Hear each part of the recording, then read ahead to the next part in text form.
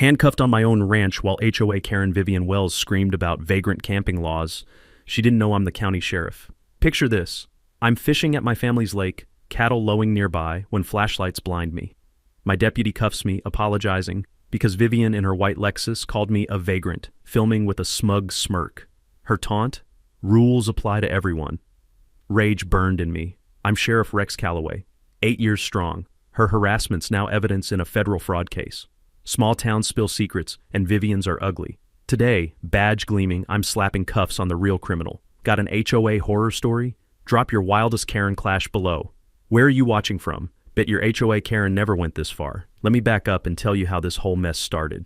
I inherited this 47-acre ranch from my grandfather, Bull Calloway, a man who could stare down a tornado and make it change direction. This land's been in our family since 1952.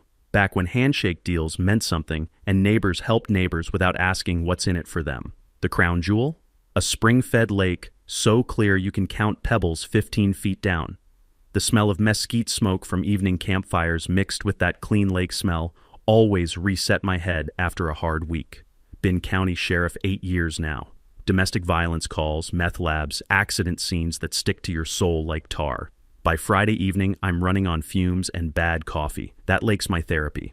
Pitch a tent, catch some bass, listen to nothing but water lapping against the shore and cattle settling in for the night. Recent divorce didn't help my stress levels, nothing dramatic. Sarah and I just grew apart like trees planted too close together. She kept the house in town with its manicured lawn and homeowner association rules. I got my sanctuary back. Fair trade. Then Hurricane Vivian blew in from California. Vivian Thornberry Wells, 58 years old, arrived 2 years ago in her pristine white Lexus SUV. You know the type. Blessed license plate frame, perfectly styled blonde hair that doesn't move in wind, and an attitude that could freeze hell over. She bought the biggest house in Meadowbrook Estates, the new development that sprouted up like poison ivy along my eastern property line. Within 6 months, she'd elbowed her way into being HOA president. Her campaign promise? Bringing proper standards to this community. The artificial vanilla scent of her car air freshener still makes my stomach turn. I've got nothing against folks wanting nice neighborhoods, but Vivian imported that militant California HOA mentality to rural Texas, where people had been getting along just fine for generations, without somebody measuring grass height with a ruler. Our first meeting happened on a Tuesday evening. I'm unloading fishing gear when I hear gravel crunching under expensive tires. Vivian emerges flanked by her loyal minions, Pudge Morrison, a retired insurance adjuster with dead eyes and too much time, and Delilah Kranz, former city planning clerk who got forced out for being too nitpicky even for government work. Sheriff Calloway, Vivian announced in that honey-dripped voice that immediately set my teeth on edge.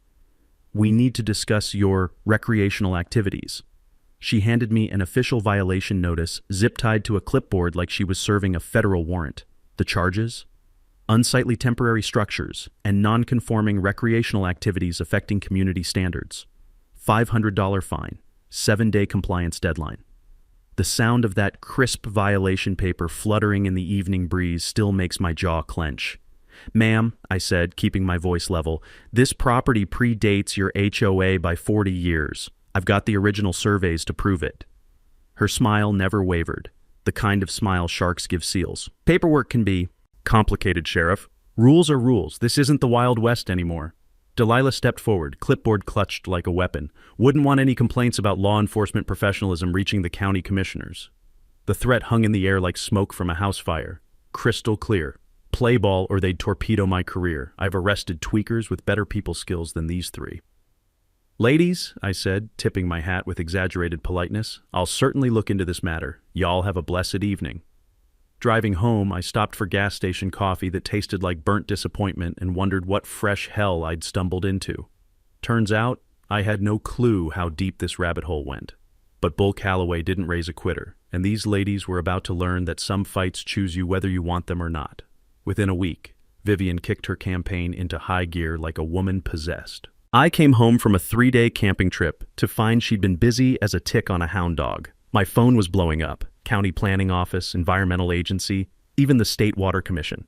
Seems someone filed formal complaints about potential water contamination and wildlife habitat disruption at my property. The metallic taste of anger mixed with morning coffee when I realized the scope of her assault. Deputy Martinez pulled me aside at the courthouse. "Sheriff, you need to see this." He showed me surveillance photos of Vivian positioned on the roadside with a telephoto lens, documenting my property like she was gathering evidence for a murder trial. But that wasn't the worst part. Turns out she'd hired a paralegal and joined Facebook groups, Rural Property Rights Warriors and HOA Legal Victory Stories. Her post painted me as a stubborn local sheriff who thinks his badge puts him above community standards. 847 comments of anti-law enforcement garbage that would make your grandmother reach for the soap. One post stopped me cold. Sometimes you have to make examples of people who think they're untouchable. Badges don't make you special. This sheriff is about to learn that lesson the hard way. That crossed a line. Time for my counterpunch. I spent the next morning in the county archives, digging through dusty boxes that smelled like old leather and forgotten promises. Years of sheriff work taught me that paper trails don't lie, and everybody's got secrets if you know where to look. The satisfying sound of old survey maps unfolding across my kitchen table like battle plans. What I found made me grin like a possum eating persimmons. Princess Vivian's perfect development had some dirty laundry. When Meadowbrook Estates got built, 3 houses, including hers, violated creek setback requirements by 15 to 20 feet. They were sitting in flood easement territory, which is about as legal as a $3 bill. The best part? They knew. Internal documents showed the developer greased the palm of a county planning clerk who got fired 18 months later for corruption. I remembered that scandal. Guy took bribes to rubber stamp permits. Back then, I thought about property owners getting screwed. Now I realized Vivian was one of the screwers, not the screwies. My grandfather always said you gotta let folks dig their own holes. So I decided to fight this as a private citizen, not as sheriff. No badge, no authority. Just one Texan standing up to a California transplant with delusions of grandeur.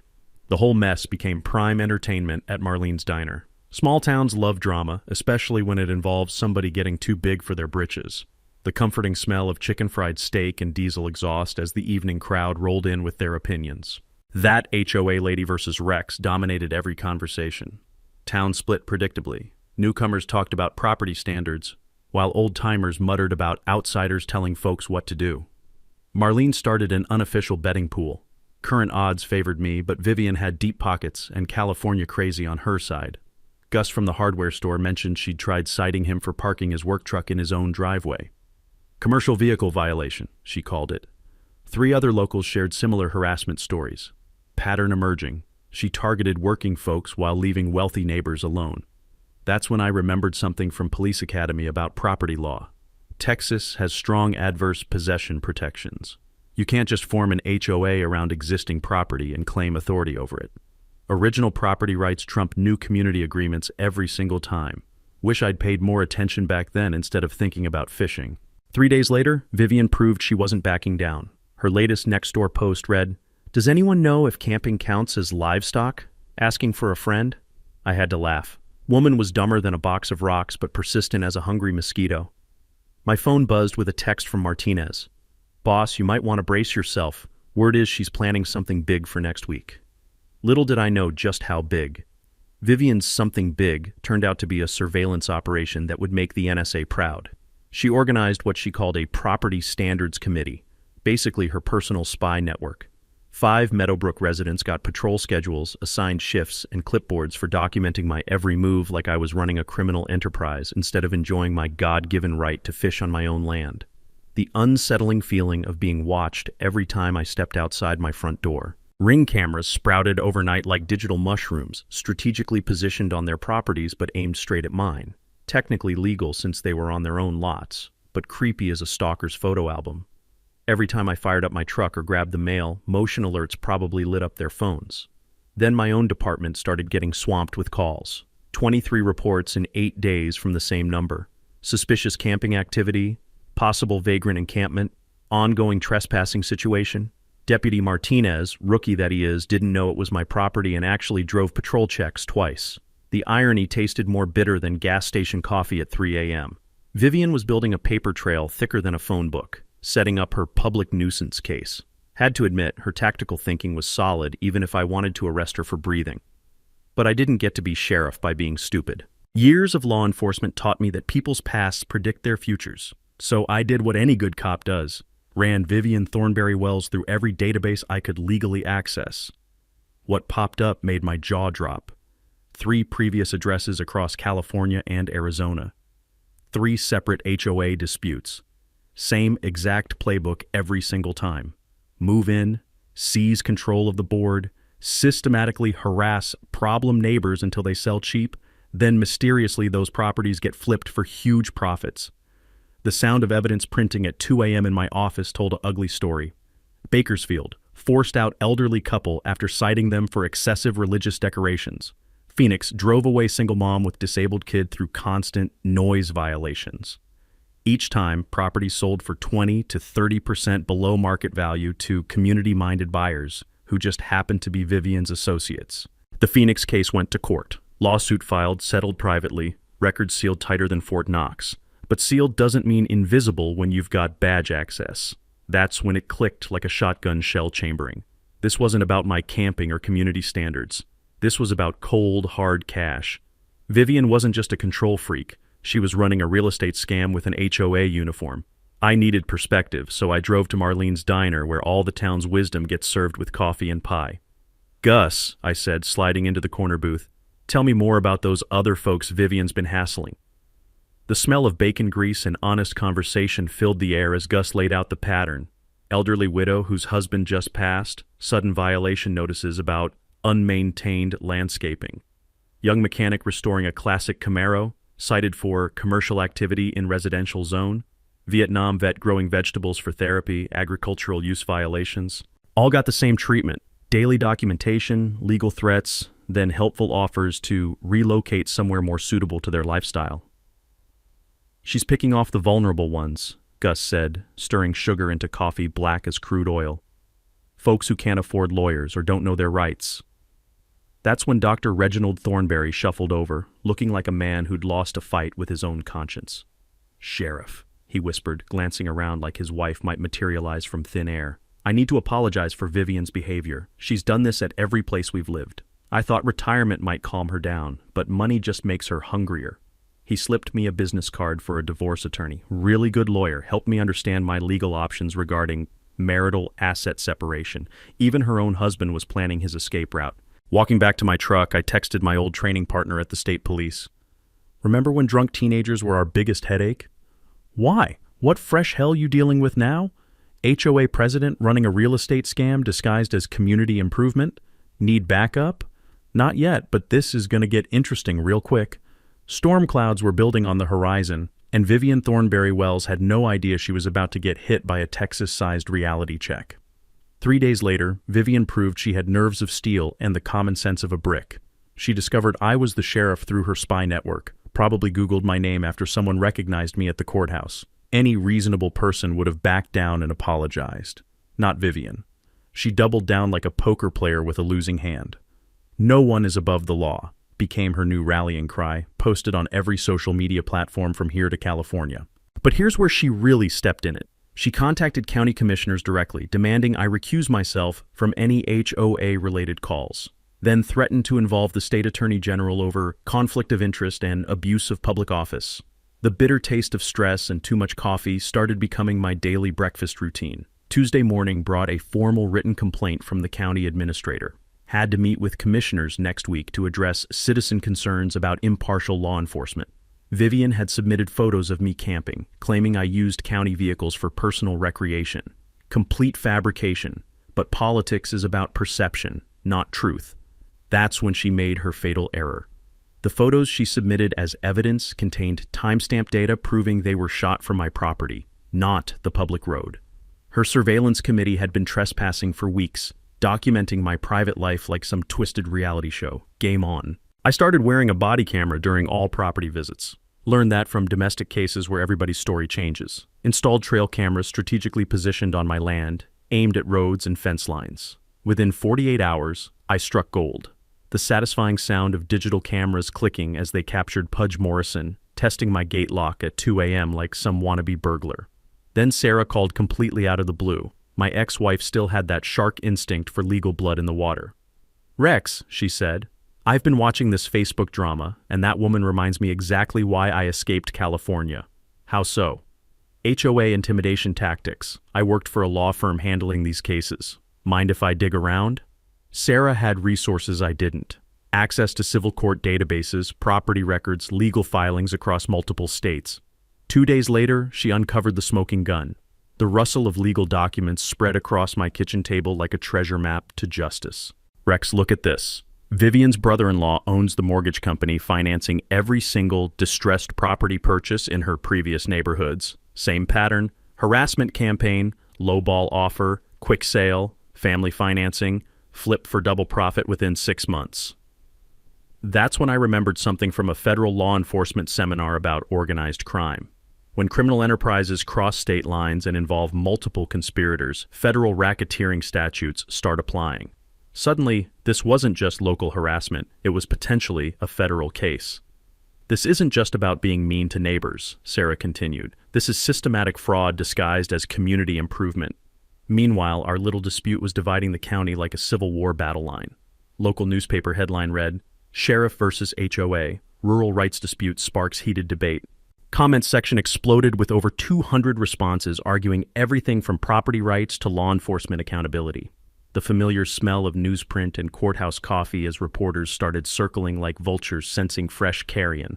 Support split predictably, old-timers backing me, newcomers supporting proper oversight. But something beautiful emerged. Other victims found their voices. Mrs. Aria, the elderly widow, finally spoke up about Vivian's pressure campaign over property maintenance violations since her husband's death. Young mechanic with the classic car project shared his harassment story. Vietnam veteran growing therapy vegetables described constant citations for agricultural violations. Pattern was crystal clear: target vulnerable residents, force cheap sales, profit from community destruction. VFW offered legal fund support. Ranchers Association provided character references.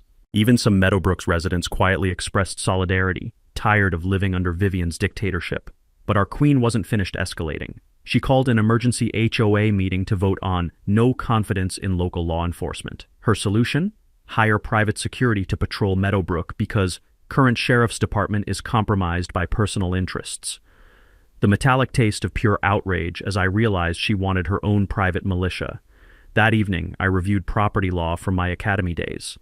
Texas strongly protects landowner rights. You can't just declare authority over existing properties through surveying and intimidation. Professional surveyors carry legal weight that HOA complaints and smartphone apps never will. My phone buzzed. Martinez texting, "Boss, she just posted about hiring security consultants for uncooperative residents. Getting seriously weird vibes." I texted back, "Screenshot everything. Document all posts. This is evidence now." Vivian Thornberry Wells was about to learn that some fights you just can't win.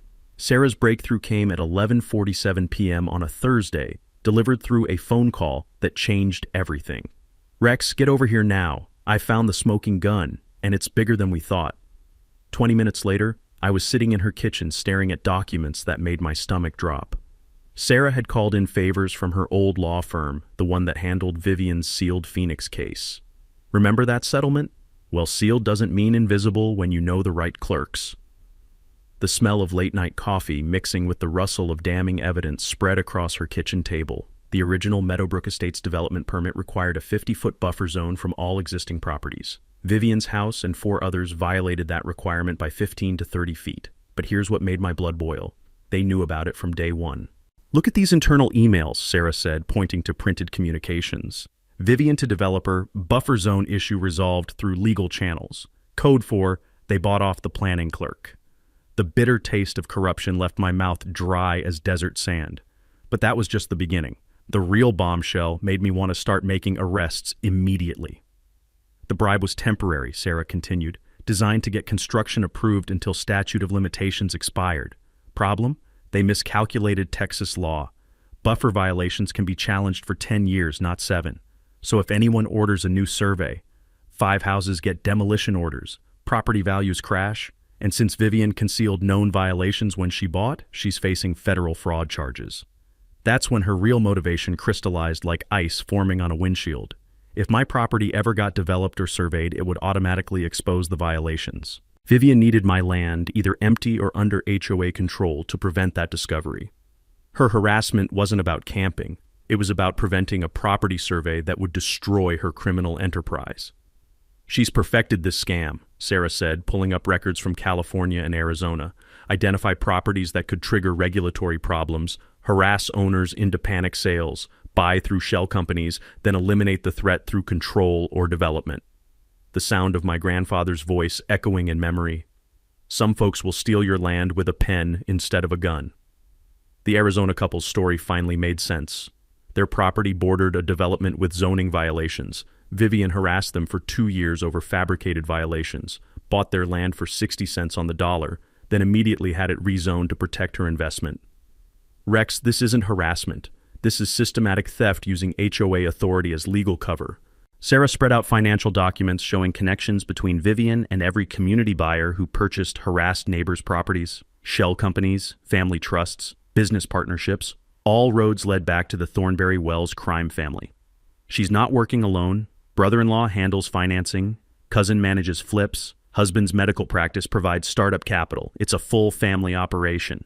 The weight of badges and oaths suddenly felt heavier on my chest.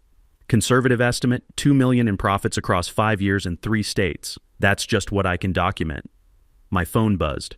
Martinez texting, "Sheriff, latest HOA minutes show they voted to start acquisition discussions with Mrs. Aria and 2 other elderly residents." Vivian was accelerating her timeline, grabbing vulnerable properties before I could expose her operation. "Sarah, how fast can you compile federal evidence?" 48 hours. "But you need to decide, handle this as victim Rex Calloway or Sheriff Rex Calloway?" The ethical dilemma hit like a truck. Using official authority for personal disputes violated everything I swore to uphold. But exposing organized crime was exactly why voters elected me sheriff. "Both," I said finally. "Fight harassment as property owner Rex. Expose fraud as Sheriff Calloway, protector of this county." Sarah grinned like a prosecutor who'd just cracked the case of her career. "Now you're thinking strategically." Vivian thought she was bullying a stubborn camper. She had no idea she'd just declared war on organized crime's worst nightmare. A pissed-off sheriff with a personal stake in justice. Time to show her what Texas justice really looks like. By Friday morning, I had my war council assembled at Marlene's diner like the Texas version of the Avengers.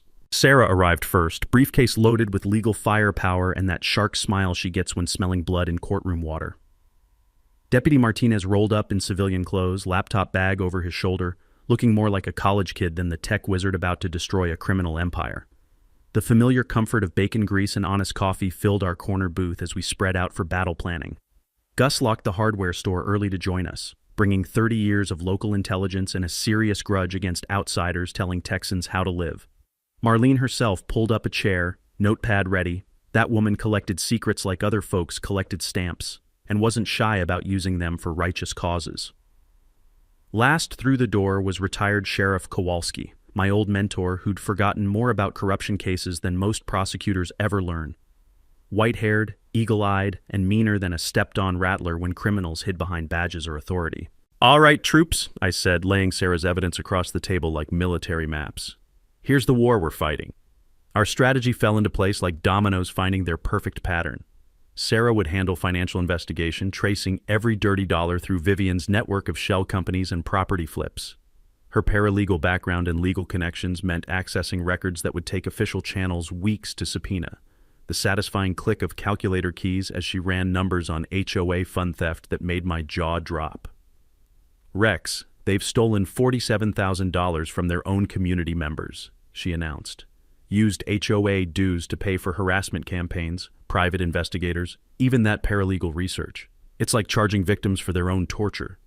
Martinez would coordinate digital evidence collection, creating an airtight case file that federal prosecutors would drool over. Screenshots, surveillance footage, phone records, everything documented with timestamps and legal annotations. "I've been tracking their online patterns," he said, fingers flying across keyboard keys.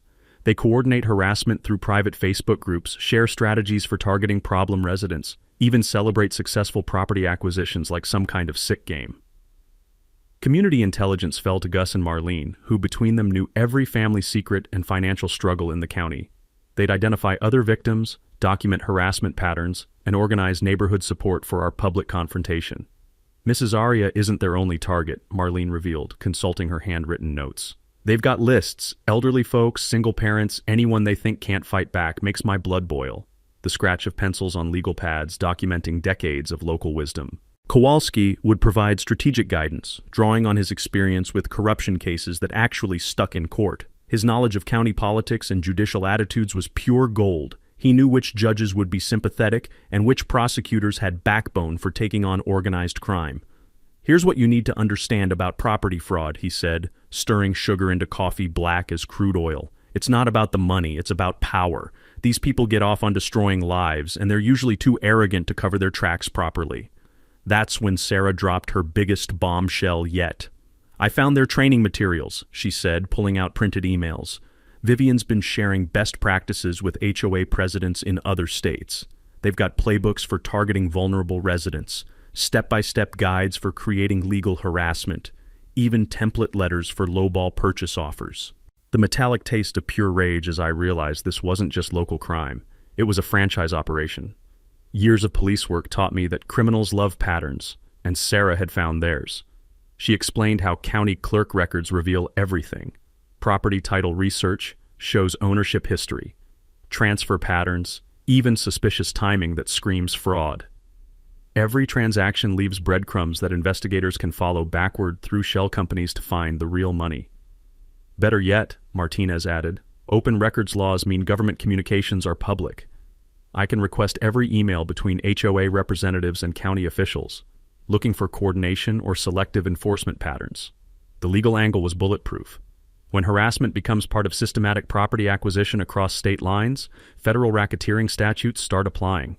RICO cases carry serious prison time and asset forfeiture, the kind of penalties that make white-collar criminals wet themselves. The sound of justice gears grinding into motion echoed in my ears like beautiful music. Our timeline was aggressive, but doable. Sarah needed 48 hours for financial analysis. Martinez would have digital evidence compiled by Sunday. Gus and Marlene would rally community support for Monday's showdown with county commissioners. "What happens when Vivian realizes we're onto her?" I asked. "Desperate people do desperate things," Kowalski observed. "Our job is being ready when she makes her final mistake."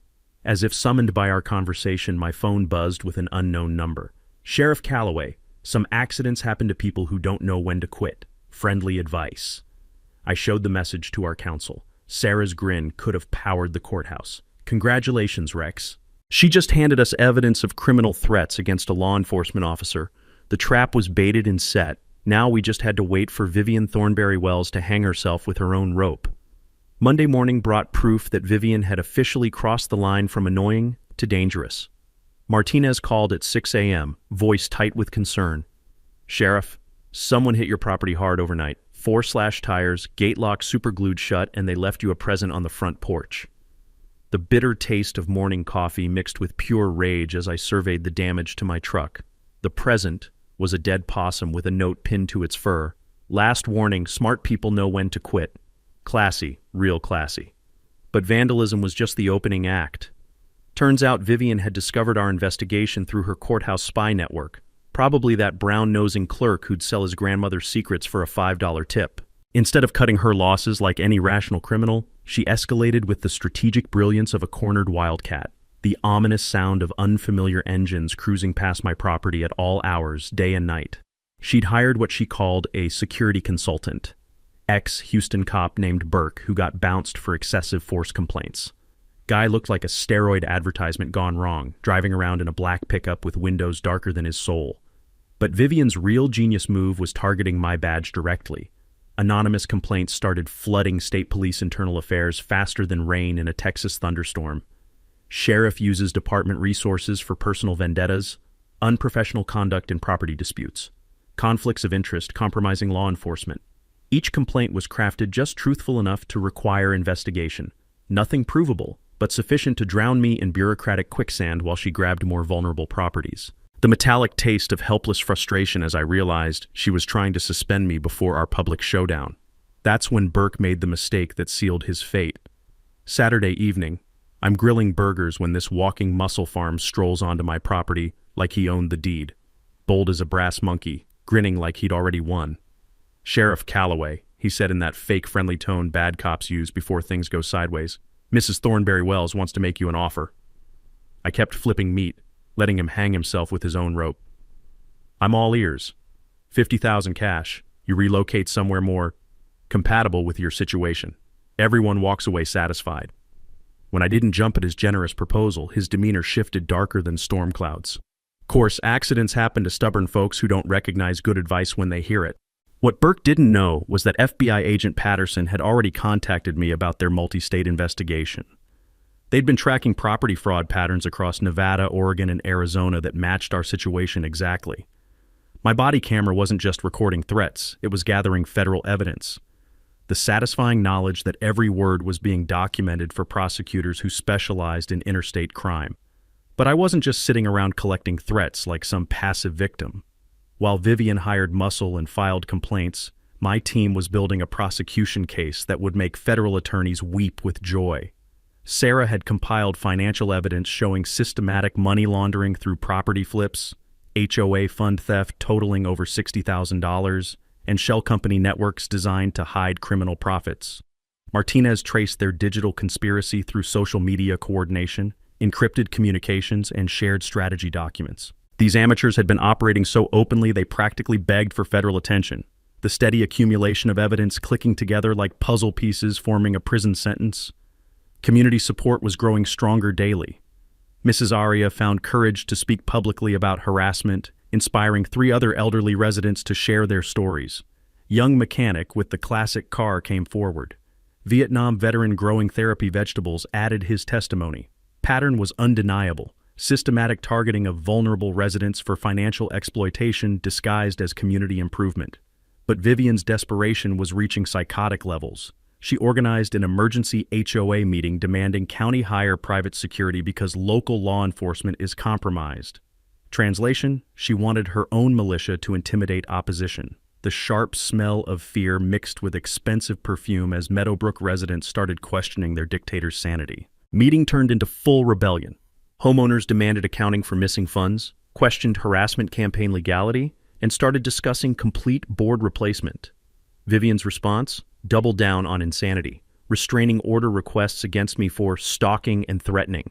When courts laughed that out, she petitioned county to declare my property a public nuisance requiring immediate seizure. Meanwhile, Burke escalated his intimidation campaign. Grocery store parking lots, courthouse steps, even outside Marlene's diner during our planning sessions. Professional stalking designed to make me feel hunted in my own county. The reassuring weight of my service weapon reminding me that some situations require direct action. Here's what made me smile. FBI agent Patterson revealed they'd been building a federal case against property fraud networks for 2 years. Vivian's operation was the missing link connecting crimes across multiple jurisdictions. Sheriff, Patterson explained during our private meeting, your harassment case could be the keystone that brings down an entire criminal enterprise. We're talking RICO charges, asset forfeiture, serious federal prison time. Translation? Vivian thought she was fighting a local property dispute when she'd actually declared war on federal law enforcement. The beautiful sound of justice machinery grinding into motion as our trap reached completion. County Commissioners' meeting was 3 days away.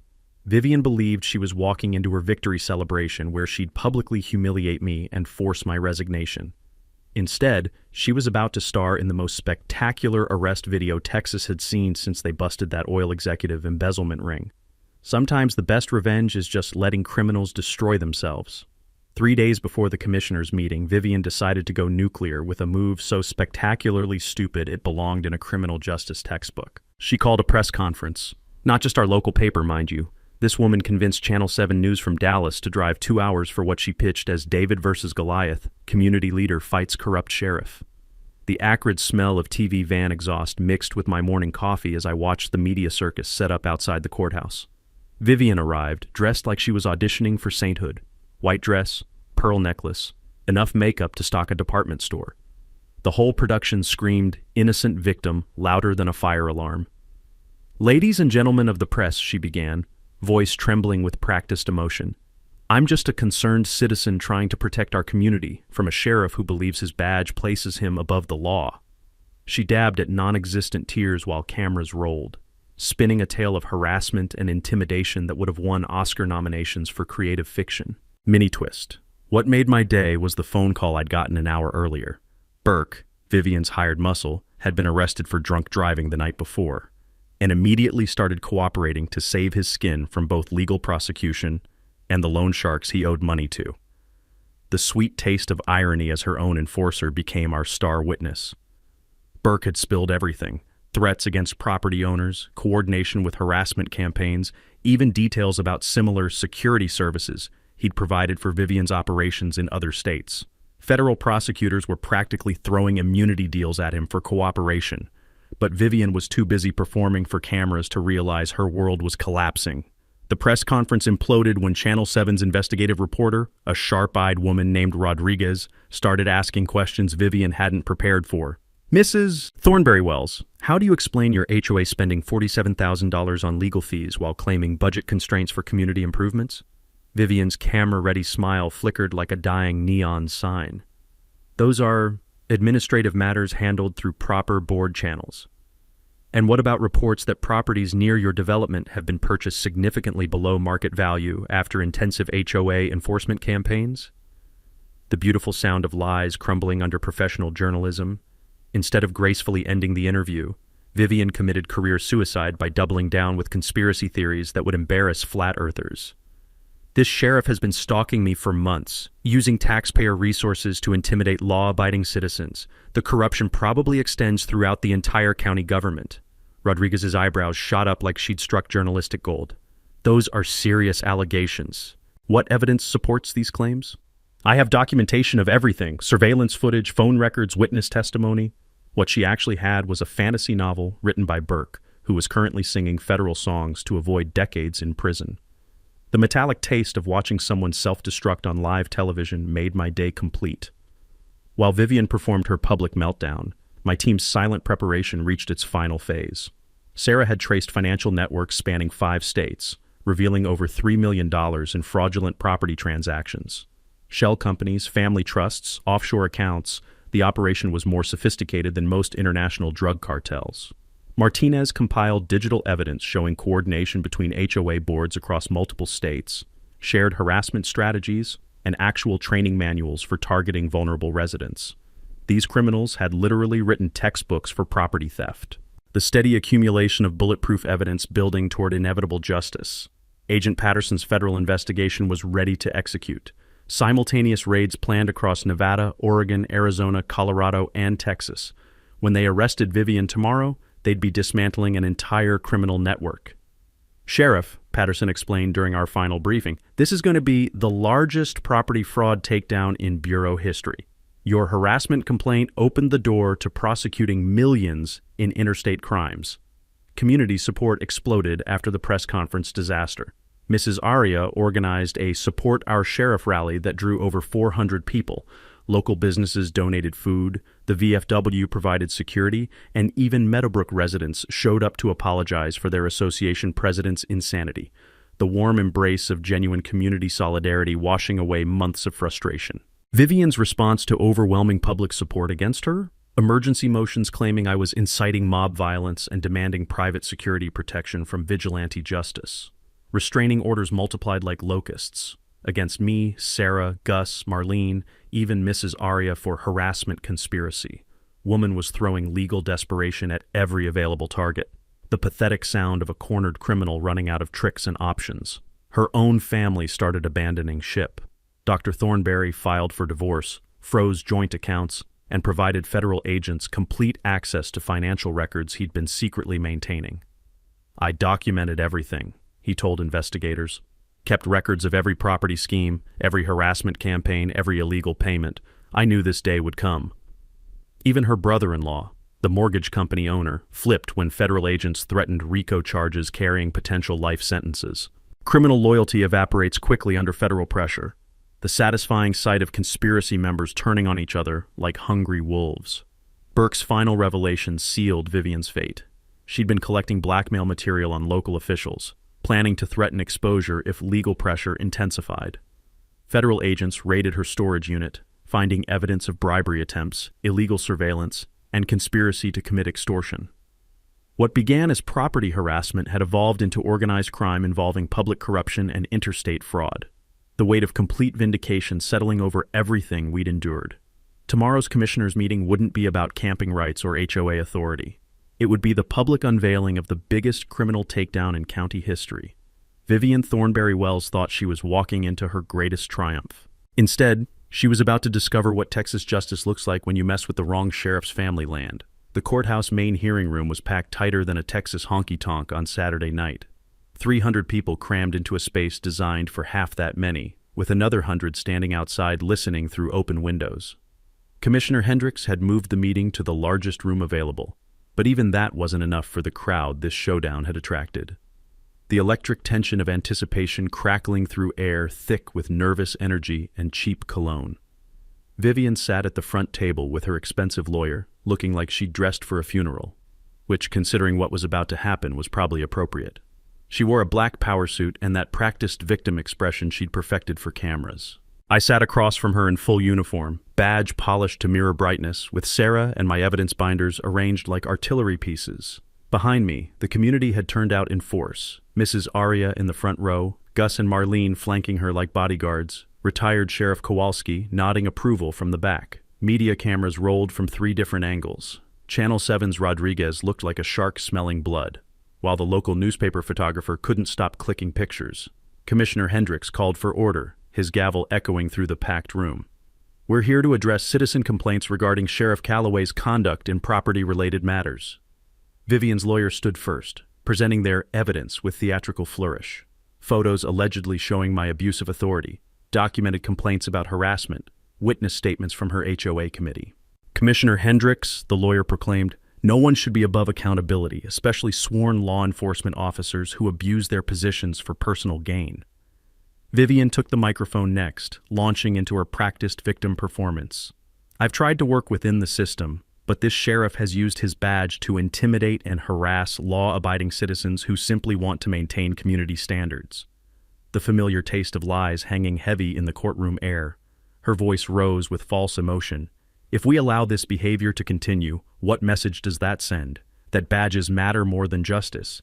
That power corrupts even those sworn to protect us? Murmurs rippled through the crowd, some supportive, others skeptical. Vivian's performance was polished. I had to give her that. Commissioner Hendricks turned to me. Sheriff Calloway, how do you respond to these allegations? I stood slowly, approaching the microphone with my thick evidence binder. The room fell silent except for camera shutters clicking like mechanical crickets. Commissioner Hendricks, I'd like to address these charges directly, I began, my voice carrying clearly through the packed room. But first, I think this community deserves to know the whole truth about what we're really dealing with here. Vivian's confident smile faltered slightly. I opened my binder and pulled out the financial documents Sarah had compiled. Mrs. Thornberry Wells claims this is about community standards and law enforcement accountability. The evidence tells a different story. The satisfying rustle of damning documentation as I spread charts and bank records across the table. Over the past 5 years, Mrs. Thornberry Wells has operated systematic property fraud schemes in California, Arizona, Nevada, Oregon, and now Texas. Her method is simple but effective. Take control of HOA boards, harass vulnerable property owners with frivolous violations, then purchase their properties at below-market prices through shell companies. Vivian's lawyer tried to object, but Commissioner Hendricks waved him silent. Let the sheriff finish. I pulled out more evidence. In Texas alone, she's stolen $63,000 from HOA members to fund harassment campaigns. She's used community dues to pay for private investigators, hired muscle, and legal fees designed to intimidate elderly residents into selling their homes. The sound of shocked gasps from Meadowbrook residents who'd been unknowingly funding their own victimization. But here's where it gets interesting, I continued, pulling out Burke's confession. She hired ex-police officer Burke to threaten property owners who wouldn't cooperate. Yesterday, Mr. Burke was arrested and chose to cooperate with federal investigators rather than face decades in prison for conspiracy charges. Vivian shot to her feet. This is a fabrication. Character assassination. That's when FBI agent Patterson stood up from the back of the room. Mrs. Vivian Thornberry Wells, his voice cut through the chaos like a sword. You're under arrest for mail fraud, wire fraud, conspiracy to commit racketeering, theft of community funds, and criminal threats against a law enforcement officer. The dead silence of justice finally arriving fell over the courtroom like a heavy blanket. Federal agents moved in from both sides, handcuffs ready. Vivian's lawyer immediately distanced himself, gathering his papers like the courtroom was on fire.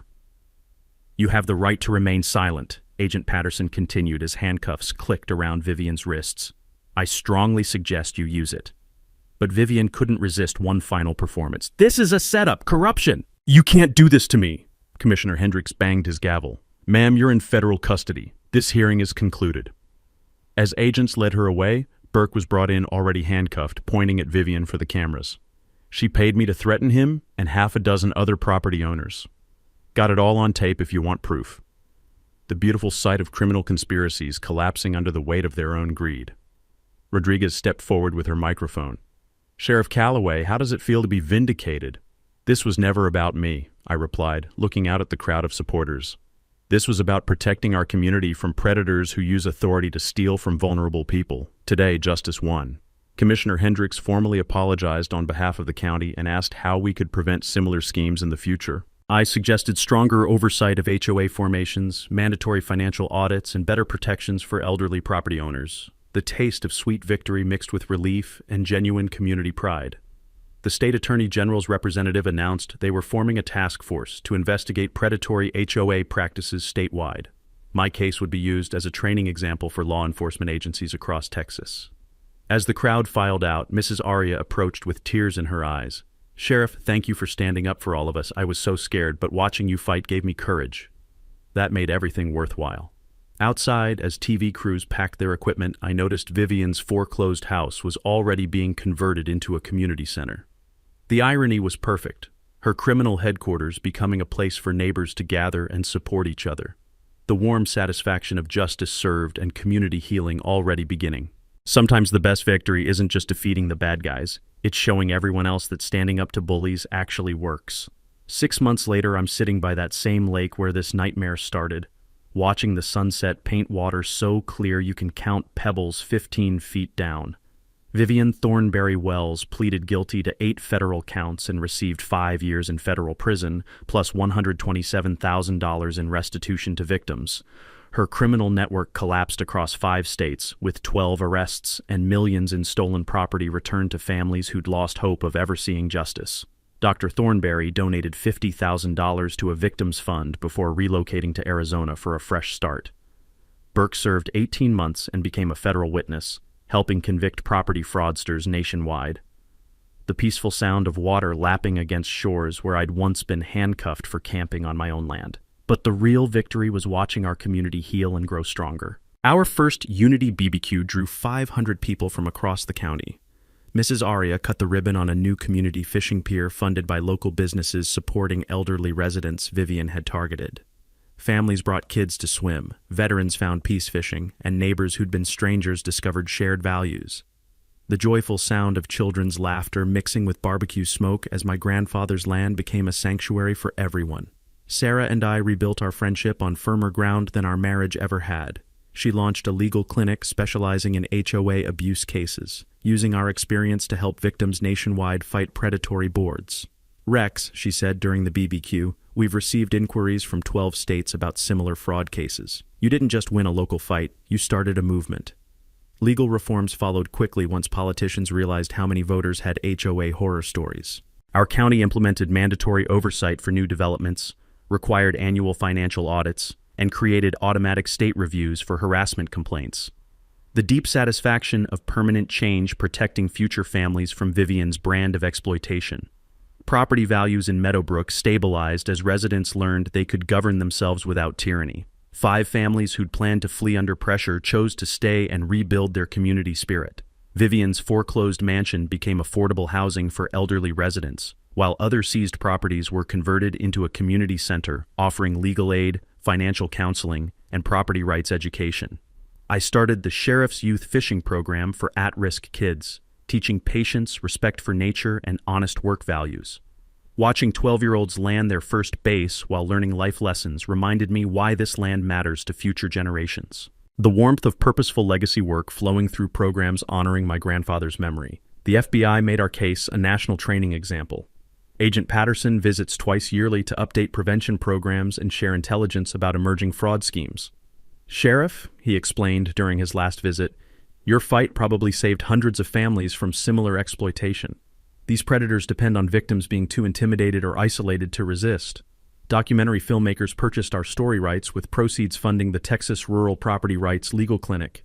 3 states adopted our protective model for vulnerable homeowners facing HOA abuse. Governor Abbott declared October's second Saturday Property Rights Awareness Day. encouraging communities to educate residents about legal protections and recognize predatory warning signs. The enduring satisfaction of justice extending far beyond personal vindication. My weekend camping continues, but now friends, neighbors, and youth program kids often join me. Trail cameras capture wildlife footage for a nature blog that's surprisingly popular with city folks dreaming of rural peace. Retired Sheriff Kowalski visits regularly, sharing wisdom with anyone willing to listen. "Rex," he observed last time, "your grandfather would be proud. You protected not just land, but community itself." Mrs. Aria teaches neighborhood children to fish every Saturday morning, passing down patience and traditional values to a screen-obsessed generation. Watching her guide small hands casting lines proves healing works both ways. The sweet comfort of community bonds stronger than any challenge we might face. Annual Camp Out for Community fundraisers support scholarships for local students pursuing law enforcement or legal careers. Last year's event raised $15,000, with camping families from 6 counties joining us under infinite Texas stars. Gus's hardware store displays our Heroes of Property Rights photo gallery, celebrating neighbors who protected vulnerable residents. Vivian's mugshot serves as a warning to future would-be dictators. My favorite change is simplest. Every sunset brings families walking trails around my lake, kids skipping stones while parents discuss community issues like neighbors should. The eternal whisper of Texas wind through oak trees that have witnessed generations of struggles and triumphs. Other sheriffs facing similar situations call for advice. My response is always identical. Document everything, know your rights, remember that united communities defeat individual bullies every time. Here are the key lessons that could protect your family. Know your property rights before HOA disputes escalate. Document harassment with dates, photos, and witnesses. Research HOA finances. They're often public records. File complaints with state agencies for pattern harassment. Community support beats individual resistance every time. Next week, I'm speaking at Austin Property Rights seminars about recognizing predatory schemes and legal tools for fighting back. Knowledge shared is power multiplied. As I finish this story, Martinez texts, "Sheriff, interesting case in the next county. City council member, suspicious zoning changes. Sound familiar? The familiar call of justice beckoning once again. But that's another story. For now, I'm watching sunset over my grandfather's lake, knowing that sometimes defending your ground means protecting everyone's ground." Share your worst HOA nightmare in the comments. Let's support each other and share winning strategies that actually work against these bullies. Hit subscribe for more David versus Goliath justice stories here on HOA Stories, and ring that notification bell so you never miss the good guys winning for the community. That's a wrap for today's episode on HOA Stories. If you enjoyed watching Karma in action, smash that like button, comment your thoughts, and let us know if you've dealt with HOA madness too. Subscribe so you won't miss the next HOA meltdown we post.